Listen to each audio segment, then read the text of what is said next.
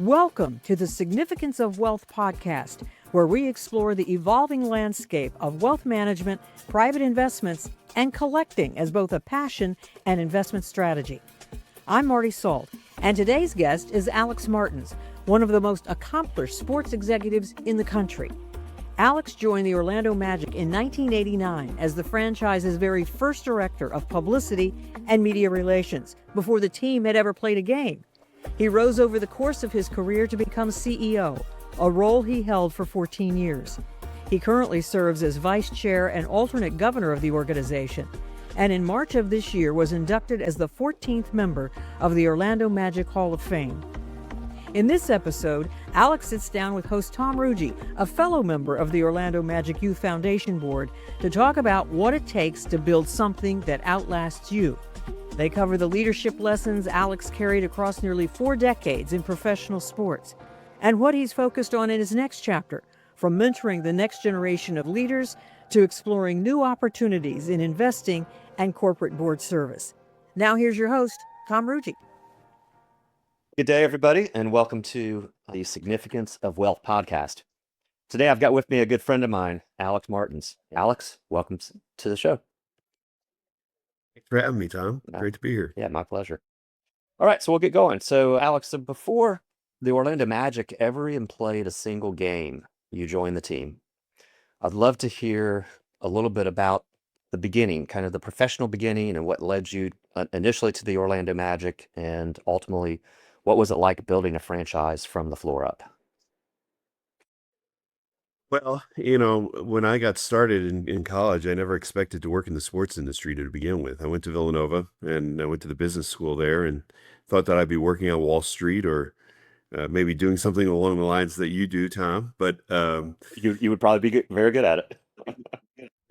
I don't know. I don't know about that. But anyway, got a job as a student in the athletic department, just to make a few dollars on the side as, I was getting through school. And they assigned me to the sports information and office and the basketball department. And long story short, in my junior year, the basketball team won the national championship. And as I went through that entire process, it was so exciting, of course. We were major underdogs. No one ever expected Villanova to win the national championship at that time under Rolly Massimino.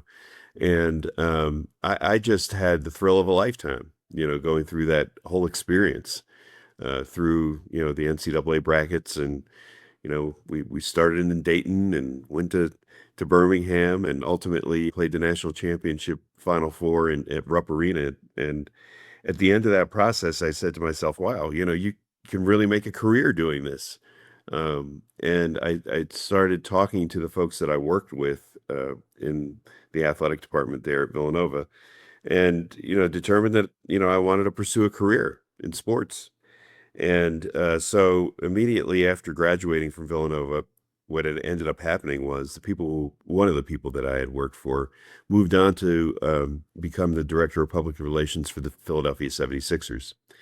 And he offered me an internship right out of college, and I did that for about a year. And then got my first full-time job in sports at Georgetown University, working in their sports information office, working with the basketball program. John Thompson, the legendary coach at the time, worked with him very closely with him. And only after a year of being there, Dave Koski, who I'd worked for at Villanova and then interned for at the 76ers, called me and said, hey, Pat Williams, who was our general manager at the time at 76ers when I was an intern, went down to Florida and he left the Sixers to pursue a new expansion franchise for the NBA. And he was successful. And he's starting to put his staff together. And he asked me for, a few recommendations of people to interview. And just want to make sure that you're okay with me giving him your name. And he did, I did, and we went through the interview process. And long story short, I was the first PR director of the Magic back in 1989. Joined in April, the year of that first season when we started, in November, and it all started from there. Real small staff, a lot different than we are today. Right. about 30 people total. And of course, And the where are you Magic today? employ over three. Yeah, the Magic employ over 300 employees today, Wow. and that's full time. Add another 1,800 or so part time employees, Oof. and that'll give you some sense of how the NBA business has changed. In the last 35 plus years. It's crazy.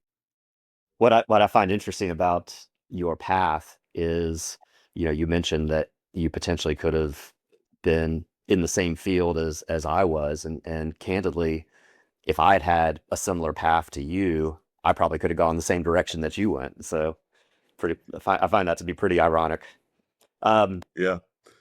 but then you left the Magic. You left the Magic, I think, in the late '90s, and you went and worked for Charlotte Hornets for a bit, and Cleveland Browns, and then you came back to Orlando and worked for Tavistock. So in the years away from the team, I think you came back in '05. Is that correct?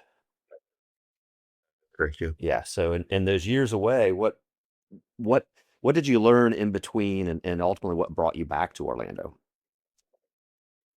It was a great learning experience because, having been with only one franchise in my career, the Magic, for those 10 years, I only knew that the way that the Magic did it and the way that the Magic operated. And, first of all, I didn't have any intent on leaving the Magic, but I also wanted to learn more about the industry. And one person that I had always looked up to from afar, didn't know him at all, but was regarded as one of the best executives in all of sports during his career, and still to this day, was Carmen Policy.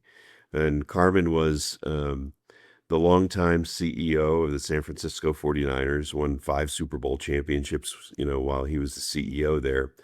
And Carmen had left the 49ers and was now a minority owner and CEO of the Cleveland Browns as they got restarted. Of course, the Browns moved from Cleveland to Baltimore. And after a few years, the NFL granted an expansion franchise back to Cleveland.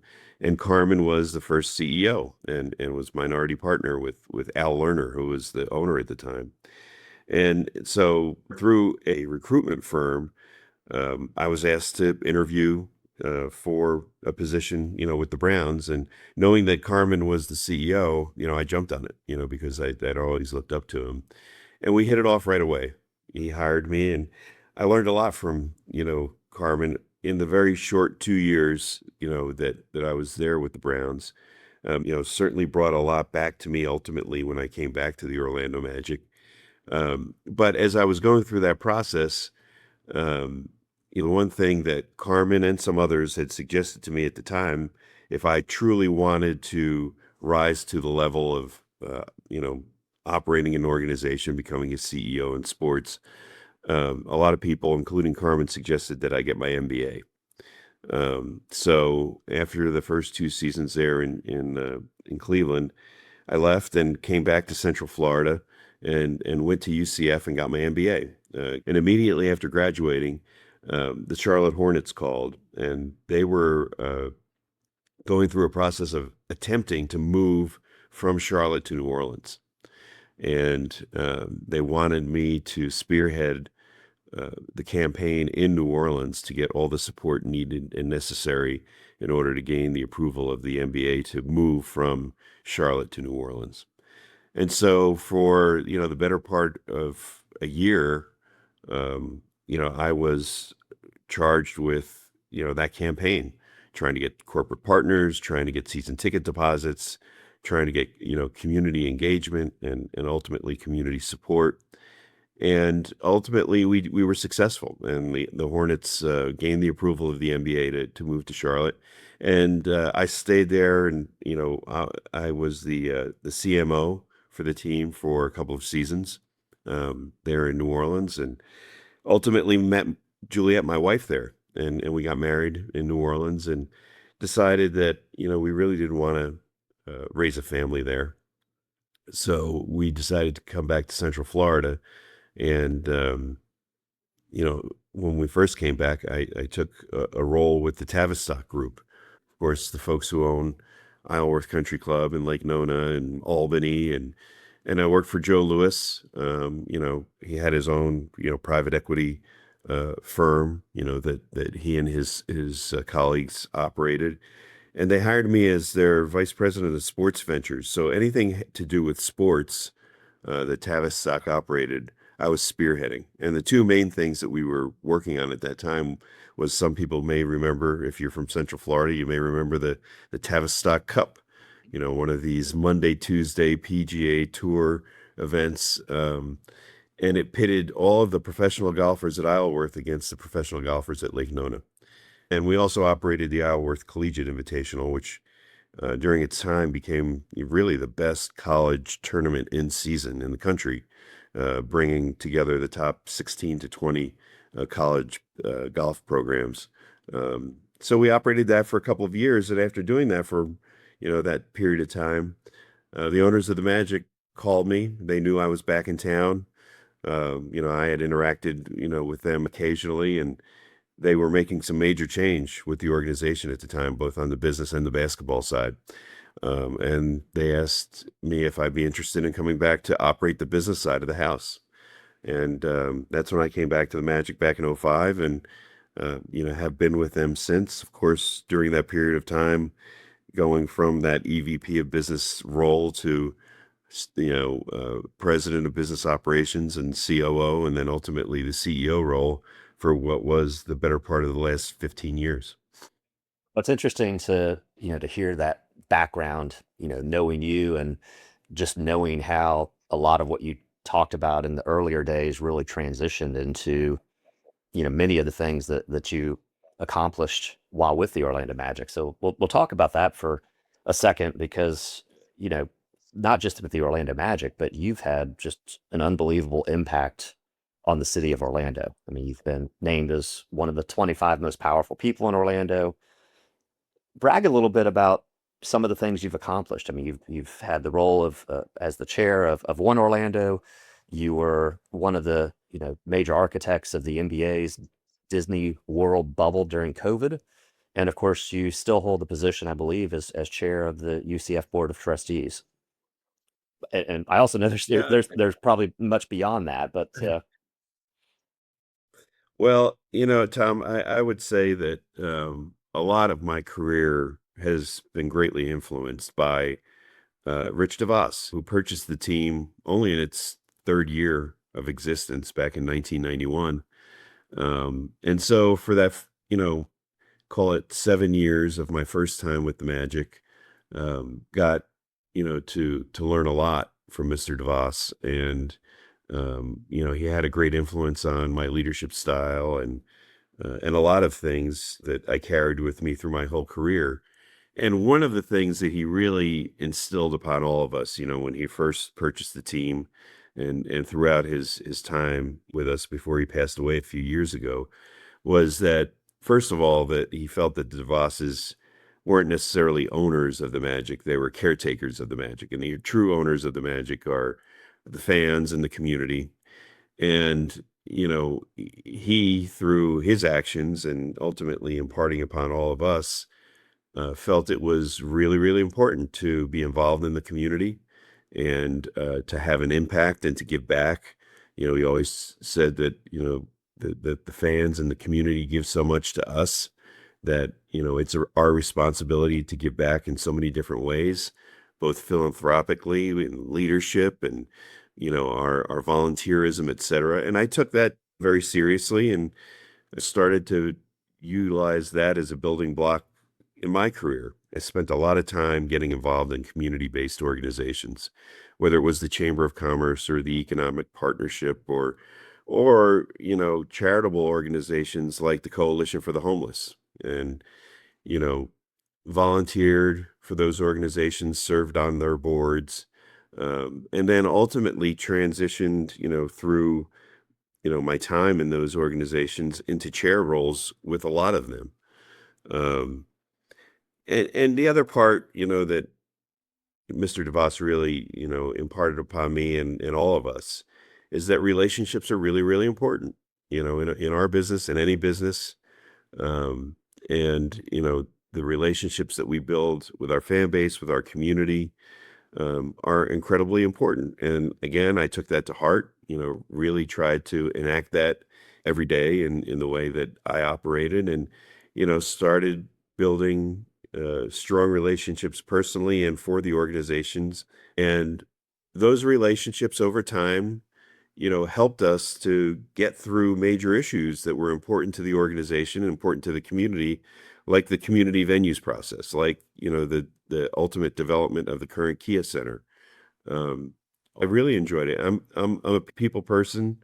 I don't like to be alone by myself. I like to be around people all the time, but I also like to use that power of relationships to accomplish things and to set goals and ultimately, to be able to accomplish and move things forward.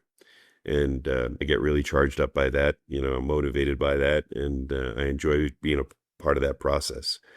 Um, so hopefully during the course of that process, we've been able to do some things that have been beneficial to Central Florida, to Orlando, and to the Orlando Magic organization. And I take a lot of pride in the fact that we have accomplished quite a bit during that period of time. Yeah, as you should. I mean, again, you've not only accomplished a lot, but you've been so beneficial to so many different arenas within the greater Orlando area, and the insight that you provide is phenomenal. I couldn't agree more. I think in business that, I say that relationships is 90%. That might be exaggerating a little bit, but the power of relationships is extremely important. Again, you've done a phenomenal job there. Let's talk a little bit about the Orlando Magic. You've run an NBA franchise, and as doing so, part of your role, and this is just part of it, but you've got to manage ownership expectations. You've got to manage player relationships.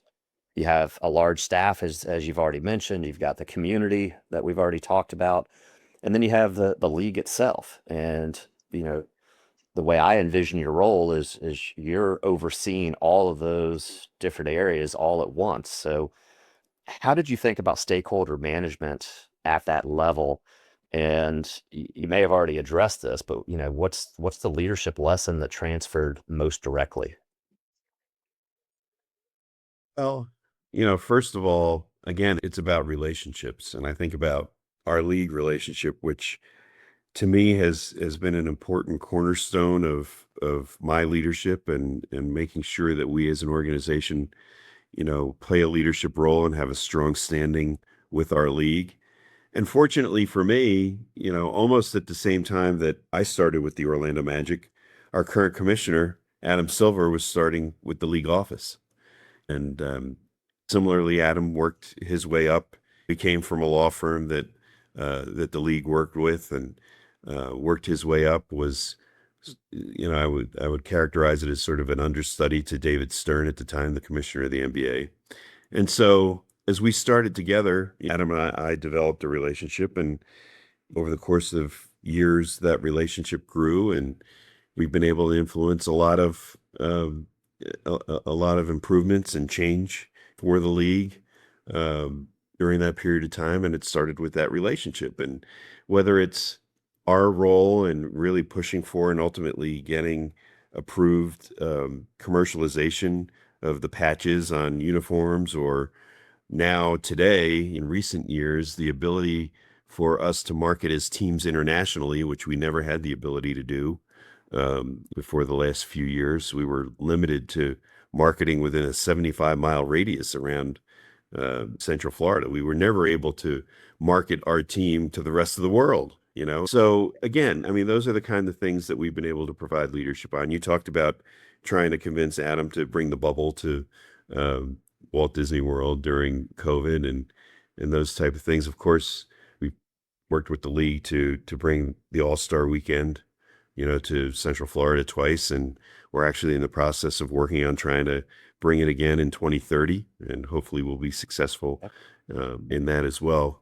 There's a lot of leadership lessons, to answer your question, that I learned along the way, and it starts with relationships, building relationships, not just, with other stakeholders, but with your employees, ultimately developing them and helping them understand the importance of their role to the organization, and helping them grow as leaders and people has always been an important lesson that I learned again from Mr. DeVos and Carmen Policy and others along the way. But I've tried to uh, instill upon my leadership style and ultimately, helping to develop our leaders along the way.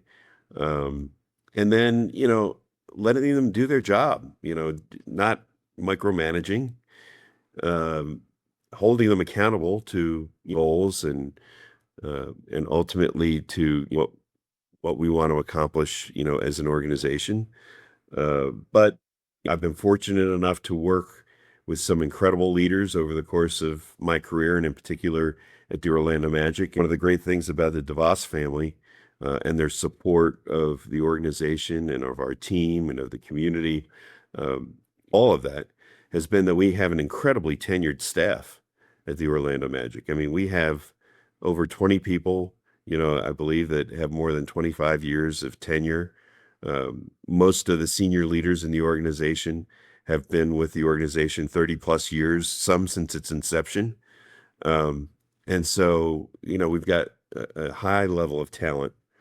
Um, and our team is regarded as one of the best in our league and in all of professional sports, as has been noted by the Sports Business Journal. The trade publication for our industry has recognized us as one of the best places to work in sports. Two of the last 2 years, and actually, in the very first year that they had the award, we were the only team of the four major professional sports leagues that had garnered that recognition.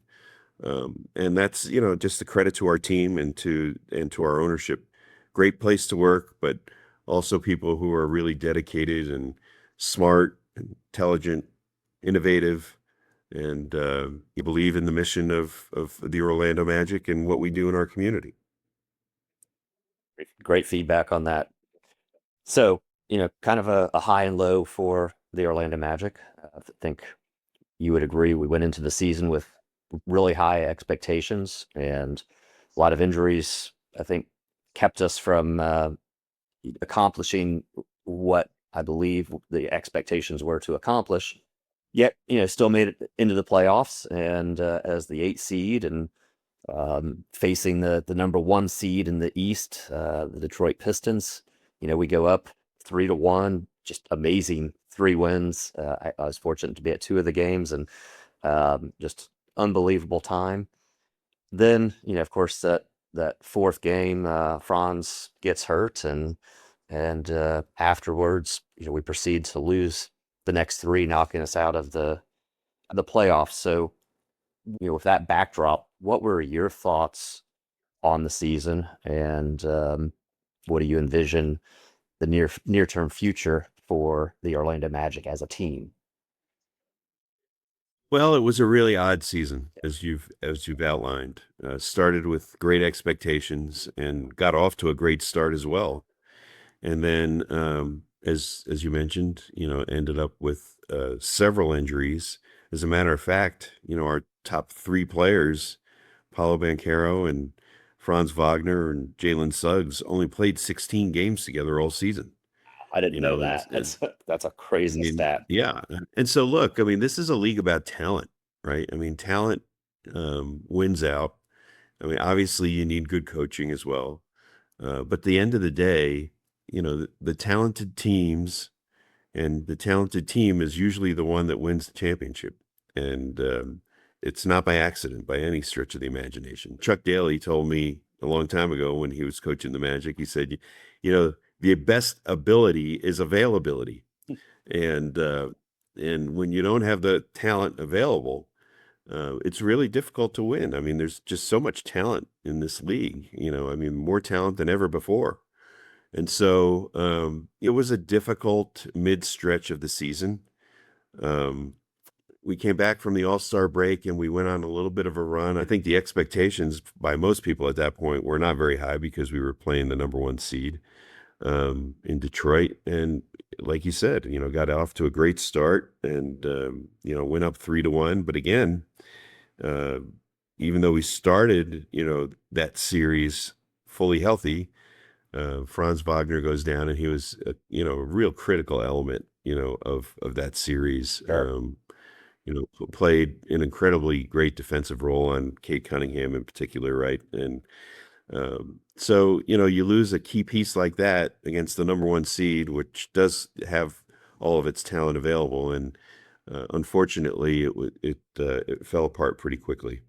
So, it overall, you'd have to say it was a disappointing season, and unfortunately, came to the conclusion and made the decision to make a coaching change because of it.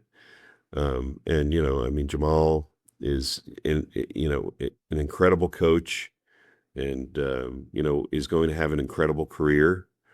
Um, and by the way, maybe an even better person, just an incredible human being. And we're fortunate enough now to have Sean Sweeney as our head coach. And Sean has a great storied career as an assistant coach, coaching with some great organizations like Milwaukee and Dallas, and most recently San Antonio. And uh, during that period of time has coached, some great superstars, you know, coached Giannis in Milwaukee, and Luca, in Dallas, and now Wemby in San Antonio. And so, he's got a great level of experience, and great drive, great energy, as Jeff Weltman says, relentless, in his approach. Um, and by the way, credit to Jeff for the roster that he's put together too, and has made some bold moves over the course of the last couple of years, including the trade for Desmond Bain, which, as we all know, definitely benefited us, as an organization, as a team, brought great shooting.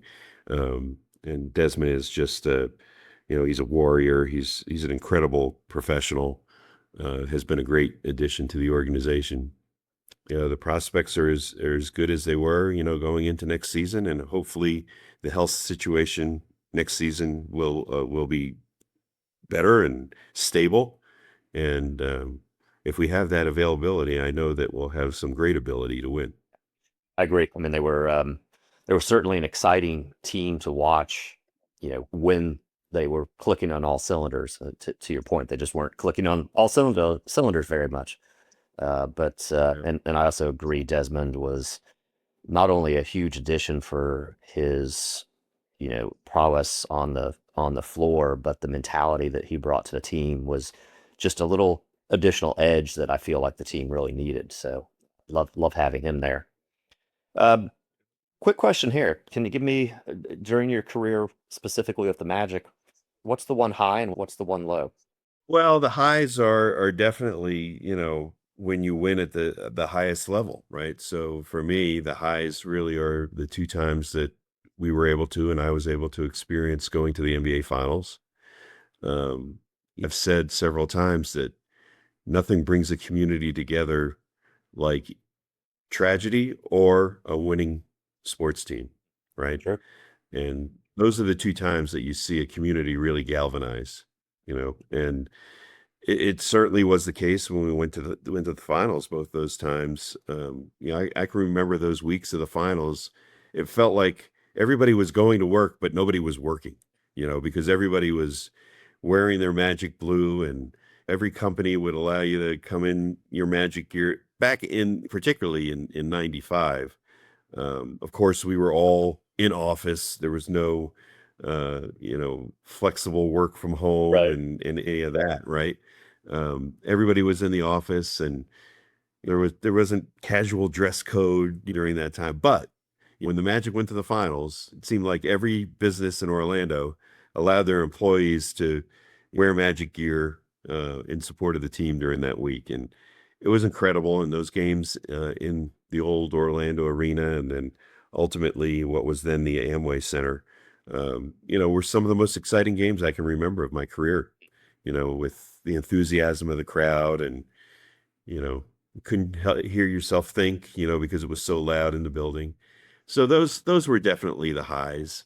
The lows, I would have to say the most difficult thing to do in this business, in any business, And, certainly the most difficult of my career is whenever you have to make the decision to make a change, when it involves a human being, and somebody that's worked for you for so long and, put their heart and soul and effort, into the organization. And whether it was a general manager or a coach that I had to dismiss or even, a frontline employee, those are the difficult times. Those are the really difficult times because, back to my earlier point, you build relationships with people, you help develop people, you put your heart and soul into people.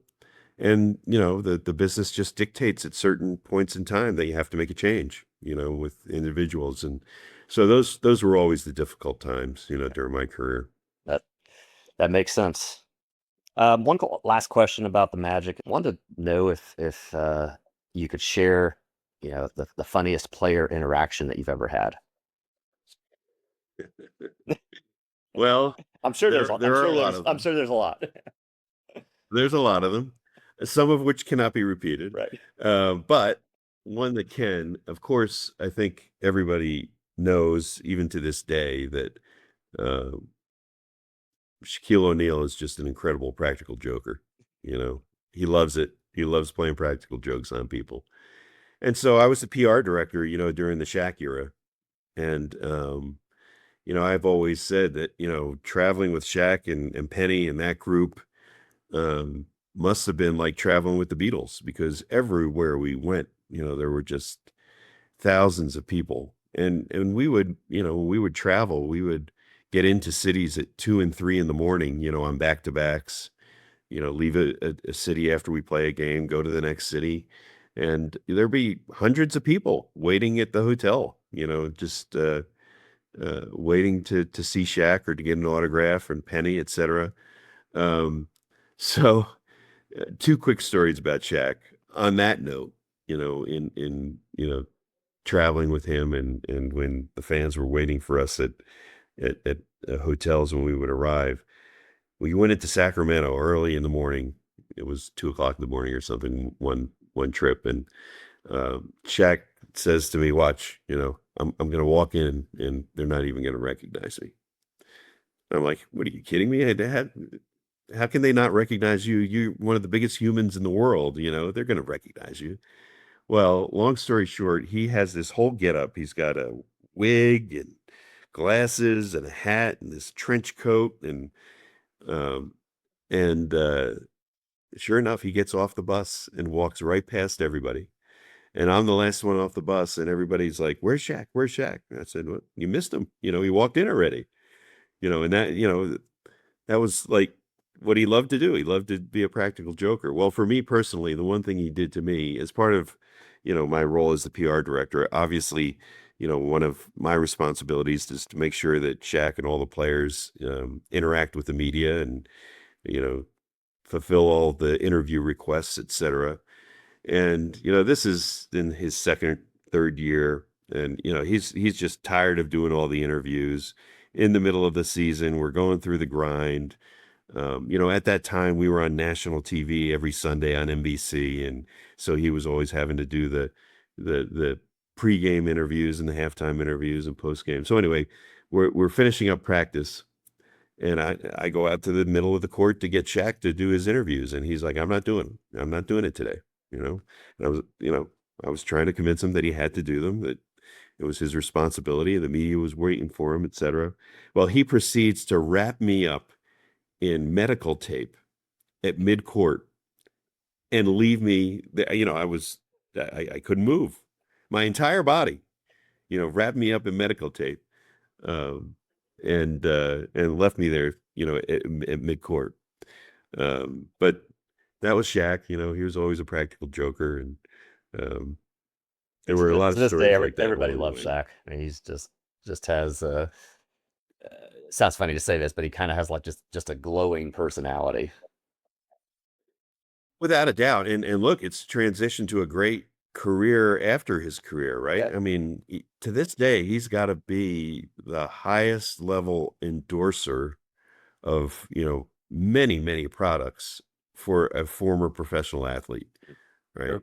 All right, we're going to close up, Alex, with just a couple personal questions. So, Um, give us a glimpse of what you like to do in your personal time. You mentioned the wine.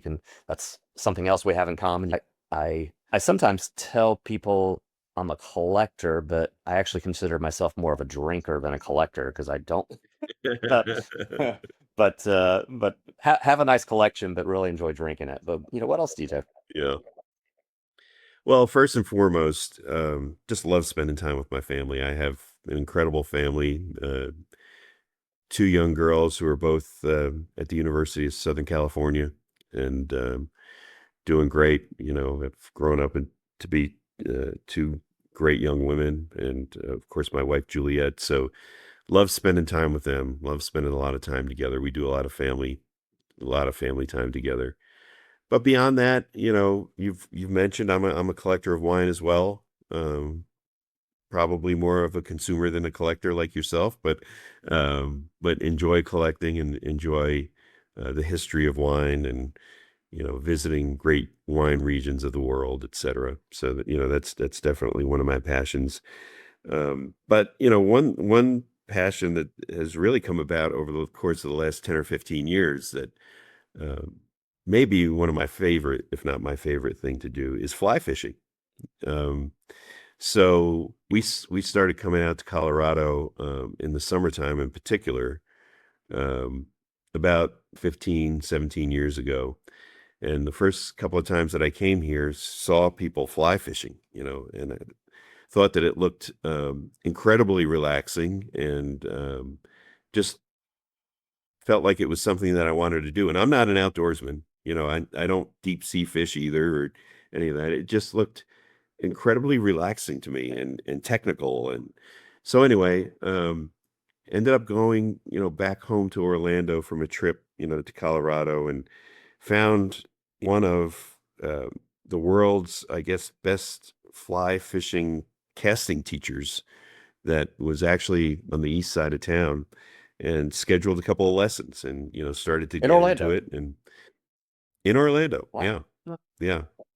Yeah. One of the world's best, casting teachers. Um, and we just did it in his backyard. We didn't do it on water, but, just teaching the technical aspects of how to cast in fly fishing because it's much different than deep sea fishing, etc. So anyway, the next few times I came out here, started to do it, and long story short, I now belong to a club in Colorado that is both as much a fly fishing club as a golf club. So I just love it. It's exhilarating. It's the most relaxing thing, that I do. When I get out there on the water, I just forget about everything. That's awesome. Well, I also know you're an avid golfer, but I kind of get the feeling that that doesn't necessarily relax you as much. No, it doesn't relax me as much, and I think I'm a better fly fisherman than I am a golfer. Fair enough. All right. So, you were inducted into the Orlando Magic Hall of Fame. Um, during that induction, you said you wanted to be remembered as a leader, and that as you look towards the next chapter of your life, you have a desire to help leaders grow for the future. In practicality, what does that look like to you at this point? Well, in practicality, it's already begun in the form of, mentoring young leaders in the Magic organization. That's part of my new role. Mhm.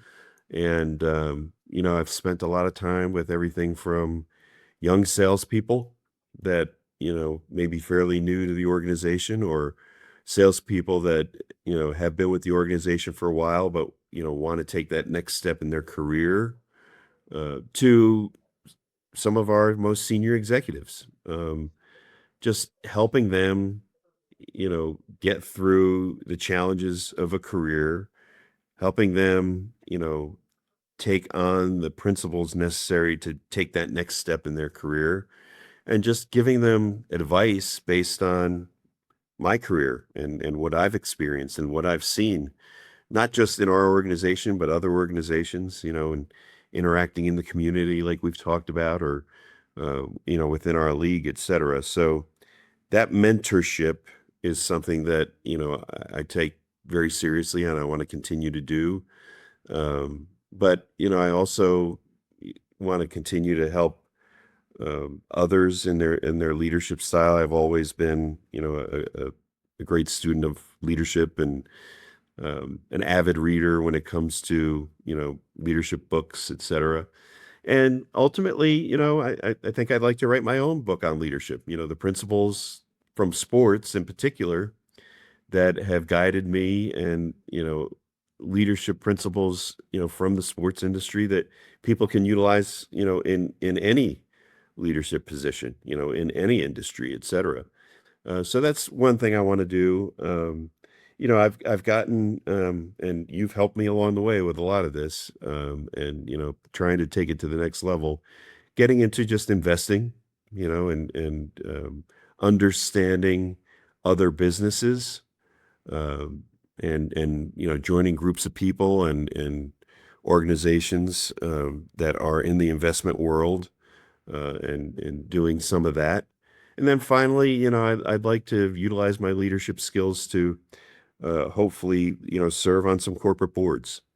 I think my leadership experience and then the experience that I've been able to have as being on several community boards. And you mentioned we didn't talk much about the UCF board, but I've been the chairman of the board at UCF for the last 5 years, and that's been an incredible experience working very closely with the state and other business leaders to help push that university forward. And we gained an incredible accolade in the last few months of having reached preeminence, which is one of the highest levels of recognition and achievement that a university can achieve in the state of Florida. So, taking all of that experience and bringing it to corporate boards is something that I'd like to do, in this next chapter as well. Sounds like you've got a great path ahead of you. I actually, I think you would do an amazing job writing a book. So I think that's a pretty cool goal for you. All right, let's close it out All with right, the last thanks. question. We call our podcast The Significance of Wealth. And, you've worked incredibly hard during your 40-year career, and you've built wealth for you and your family. But what can you tell us about that process that to you, what you've done over the last 40 years makes life significant? Well, I mean, the significance of wealth is at the end of the day, trying to achieve the hopes and dreams of your family, I think, right? And so all through that period of time here, the majority of the time here, with your assistance, we've been able to focus on, um, creating wealth and the vehicles and the savings and ultimately the strategy behind ensuring that we as a family can reach our goals, both personally and professionally. And it started with very early on, preparing for the girls' um, education and preparing that part of wealth to allow them to go to whatever university of their choosing. And of course, thank goodness that you had me on the right path, because of course they chose one of the most expensive universities in the country to go to, both of them. Both. But no, both of them. Yeah. No, in all seriousness, it's a great university, and it's perfect for them because both of them, in some ways, want to work in the entertainment industry in different ways, and no better place, I think, than USC to prepare them for that. But that was planning, and that was strategy, that you and I worked on together, that allowed us to be able to provide that for them. And then similarly, having a strategy of investment, along the way so that you can reach those goals. Whether it's, our ability to have a home in Colorado and spend some time actually here. We're here at the moment, in the summertime in particular, or to travel the world like we've been able to do and want to continue to do, and also to, leave a legacy for the girls, in some ways.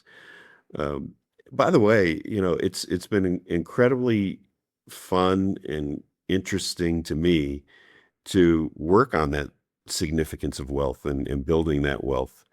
And, the lessons learned through, the private and alternative investments that you've given us access to, and now, opened our eyes to it to the point where, I'm doing it in other places as well. And so, the significance of wealth is ultimately, being able to accomplish what your dreams and goals are, for you and your family, and to live a happy and healthy and ultimately fruitful life. And, I'm really grateful that you've been a great partner in us being able to do that. Thank you so much for the compliments, but an amazing answer to close this out. So, Alex, just want to say very much appreciate you as a friend and a longtime client, but certainly appreciate you taking the time to provide us with your wisdom on this podcast. Thank you so much. Happy to do it, and thanks for having me, Tom. It was really enjoyable. Thanks. Awesome. My pleasure. That brings us to the end of today's episode. Thank you for tuning in.